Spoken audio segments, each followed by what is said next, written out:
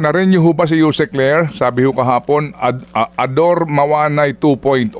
Hindi na ho natin pa itatago itong mga isyong ito sa pagsasabi po na kayo tinutumbok dito kapag daw po kayo ay nasa likod, something is fishy. Una sa lahat, Boss Ted, yung Ador Mawanay, mali sila dyan, yung pag-spin nila. Kasi ang naalala mo, Boss Ted, ang na-involve ako na issue, yung Udong Mahusay.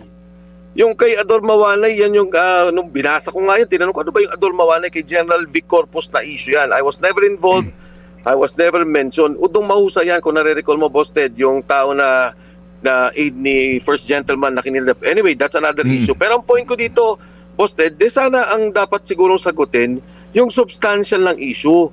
Totoo bang nag-deliver yung mga sundalong to doon sa Ilocos, doon sa Aguado? Kung kung sinasabi lang hindi, patawag nila, patunayan natin. Kasi handa yung mga sundalong umarap sa lahat ng senador, kongresista, pati nga kay Congresswoman Laila De Lima, dahil natanong ko, ano ba yung circumstansya noon? Wala daw problema, harap sila doon, sasabihin nila kung ano yung pangyayari doon. So, itong mga bagay na to, Boss Ted, dyan sinasabi nila na ito ba'y politika? Hindi eh. Nagsasabi ng totoo itong mga sundalo, ito ang mga hindi kumita at anytime, maging korte o isang public hearing. Ang sabi pala nila, Boss Ted, dagdag ko lang, bakit sabi ko parang yung iba ay wala doon sa listahan?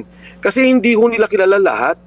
Pero sabi nila, pag nakita namin yan sa Kongreso, of course sa Senado, kilala mo naman nila lahat, maituturo nila kung sino pa yung mga kumukuha. Kasi pala, Boss Ted, ang nangyari, pag pinatawag ni Speaker Martin Romualdez doon sa town home sa Forbes, ang tagal dala ng pera sila.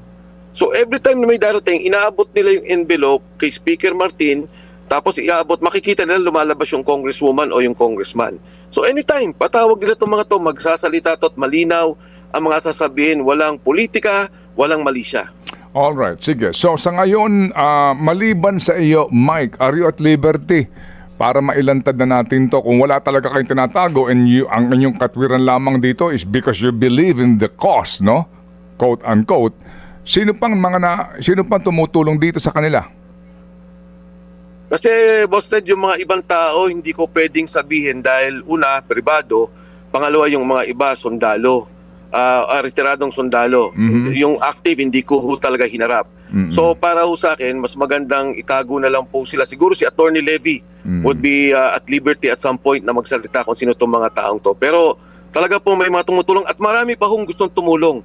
As we are talking now, dahil lumabas na ng opisyal, nais lang sumuporta sa mga taong to.